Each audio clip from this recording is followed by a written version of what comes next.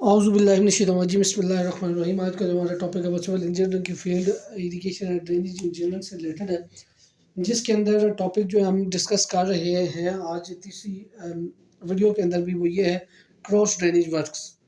और हम डिस्कस करेंगे टाइप नंबर 3। टाइप नंबर 1 के अंदर हमने एक्वाडक्ट्स को डिस्कस किया, टाइप नंबर 2 के अंदर हमने सुपर पैसेजेस को डिस्कस किया, टाइप नंबर 3 के अंदर आज हम लेवल क्रॉसिंग और इनलेट और आउटलेट को डिस्कस करेंगे।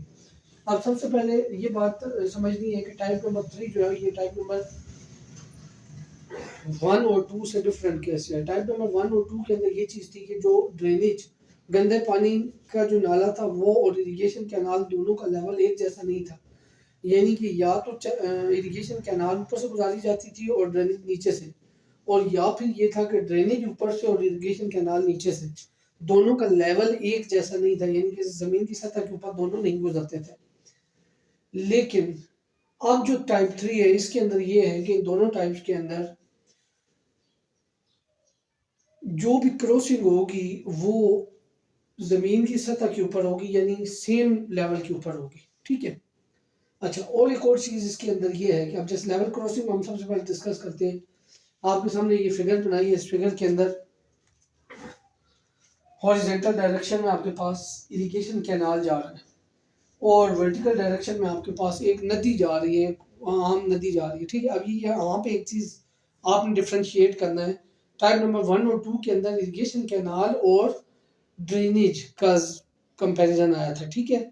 जबकि यहाँ पे क्या है कि एक स्ट्रीम का जिक्र किया गया, एक आम नदी का जिक्र किया गया और उसका कंपैरिजन किया जा रहा है एक तरह से, या उसको गुजारा जा रहा है एक तरह से इरिगेशन कैनाल के साथ। ठीक है।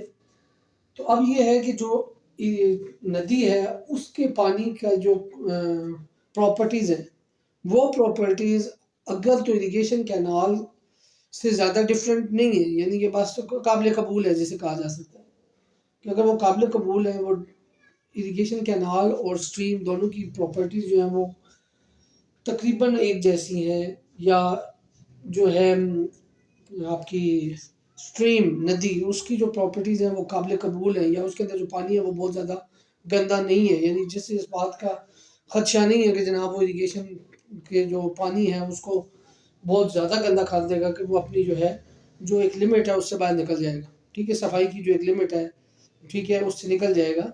तो उस केस के अंदर आप क्या करते हैं कि जिस वक्त इन दोनों का आपस में क्रॉस करना हो तो इन दोनों को सेम लेवल के ऊपर क्रॉस किया जाता है।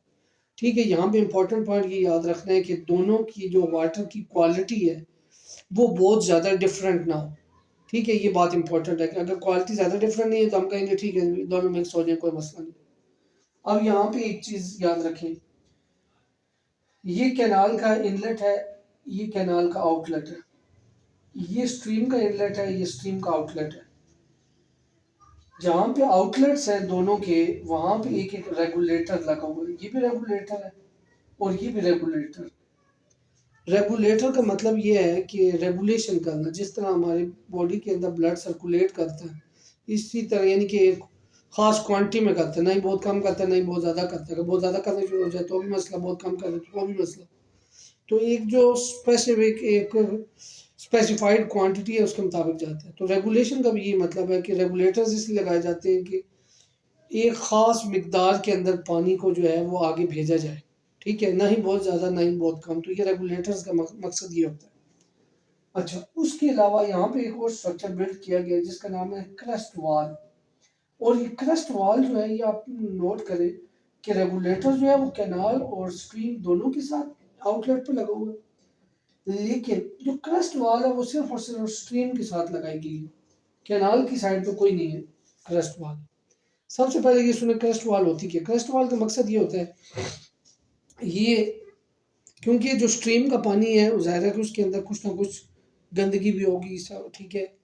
अब ये क्या वाल करती है कि जब इसके पीछे पानी आके, यानी जब पानी इससे टकराता है ना तो इसके अंदर जो, हाँ, और पानी की स्पीड जो है वो कम हो जाती है। जब इससे टकराएगा तो पानी की स्पीड कम होगी तो उसके अंदर जो छोटे छोटे मिट्टी के ज़रात होंगे या कुछ इस और इम्प्योरिटीज़ होंगी वो नीचे बैठने शुरू हो जाएंगी, यानी कि इस वाल की बैक साइड पे बैठने शुरू हो जाएंगी और फिर ये कुछ अर्से के बाद उसकी सफाई करके वो गंद निकाल लिया जाए। जबकि जो इरिगेशन कैनाल होती है, इरिगेशन कैनाल जो होती हैं उनके अंदर मेन रिजर्वायर से किसी भी इम्प्योरिटी के आने का चांस नहीं होता, इसलिए वहाँ पे क्रस्ट वॉल प्रोवाइड नहीं की जाती। क्रस्ट वॉल का मतलब है, मकसद है सिर्फ और सिर्फ इम्प्योरिटीज़ को ज़मीन पर बिठा देना ताकि वो आगे जहाँ पे मिक्सअप होंगी ना, उस मिक्सअप से, क्योंकि अगर यहाँ क्रस्ट वॉल ना लगाए तो स्ट्रीम के अंदर जो इम्प्योरिटीज़ होंगी वो हो सकता है कैनाल में, इरिगेशन कैनाल में चली जाए। ठीक है, तो ये सारा जो है आपके सामने एक प्लान व्यू से शो किया गया है।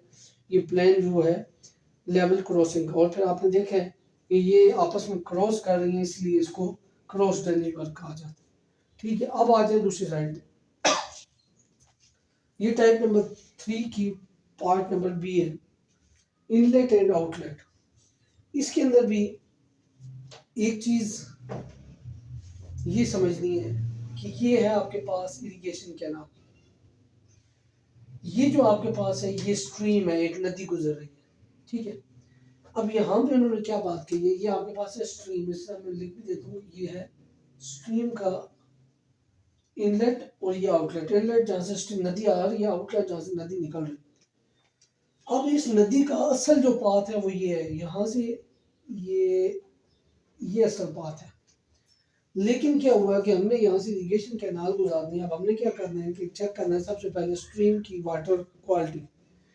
जब वाटर क्वालिटी चेक की तो हमें पता चला कि जी जो प्रॉपर्टीज़ इरिगेशन कैनाल के पानी की है वही तकरीबन वही जो है क्वालिटीज या प्रॉपर्टीज जो है वो स्ट्रीम के पानी की भी है।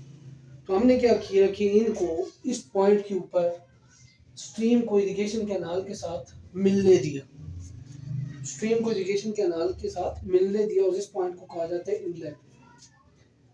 फिर आपने क्या करना है कि उससे थोड़ा सा आगे फासले पे जाके एक आउटलेट निकाल देना। आउटलेट क्या करेगा कि जहाँ से स्ट्रीम डिस्कनेक्ट हुई थी वहां से दोबारा से स्ट्रीम को वो कनेक्ट करेगा। अब यहाँ पे एक क्वेश्चन और भी किया जाता है, वो ये है कि जब आपने देखे क्रॉस ही करना था तो हम यहाँ से अगर इनलेट लेके आए तो हमने यहाँ से ऑपोजिट से आउटलेट क्यों नहीं कर दिया।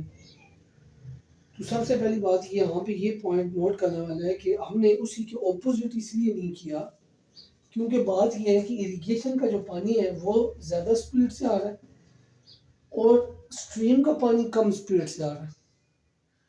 ये यहाँ पे आके रुकावट डालेगा। अगर पानी यहाँ से सीधा जाना शुरू हो जाए तो क्या होगा जी, ये सारे का पानी जो है ये पानी भी इधर जाना शुरू हो जाए और ये पानी इसको फोर्स करेगा कि तुम इधर से डायरेक्ट इधर चल जाओ। ये नहीं कि इधर जो है पानी जो है वो रवानी से नहीं आएगा, जबकि पानी वो सारा स्ट्रीम में जाना शुरू हो जाएगा। किस वजह से? क्योंकि यहाँ से एक पुश फोर्स लग रही होगी इनलेट की तरफ से जो पानी को उधर धकेलेगी। इसी वजह से उन्होंने इस इनलेट के बिल्कुल ऑपोजिट आउटलेट नहीं बनाया, बल्कि आउटलेट थोड़ा सा हट के बनाया। ठीक है, तो आउटलेट्स के बाद पानी दोबारा से जो है, पानी यहाँ स्ट्रीम से आया, नदी से आके इरिगेशन कैनाल में ऐड हुआ, इरिगेशन कैनाल से फिर कुछ फासले के बाद दोबारा से चला गया नदी के अंदर। ठीक है, कुछ आगे चला गया इरिगेशन कैनाल के अंदर, कुछ उधर चला गया। अच्छा, अब यहाँ पे एक चीज नोट करनी है। एक तो ये हो गया कि जी यहाँ पे इनका लेवल सेम था, कोई डिफरेंट लेवल नहीं था, यहाँ पे भी लेवल सेम था, इसलिए ये ऐड।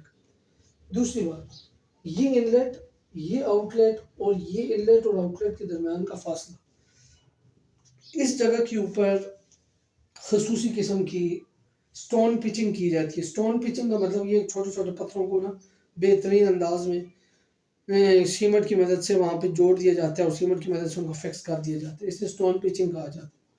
स्टोन पिचिंग किस किस जगह पे होगी? ये इनलेट के साथ आउटलेट, और फिर जो distance between inlet and outlet है इसके ऊपर स्टोन पिचिंग ने होने ही होना। ठीक है, तो ये आज का हमारा टॉपिक था जी, क्रॉस टेनिस वर्क का टाइप नंबर 3, जिसको आपके साथ डिस्कस करना ज़रूरी समझा मैंने। ठीक है, अगर इसके अंदर कोई आपको बात समझ ना आए तो आप मुझसे कमेंट सेक्शन में पूछ सकते हैं। जज़ाकल्लाह।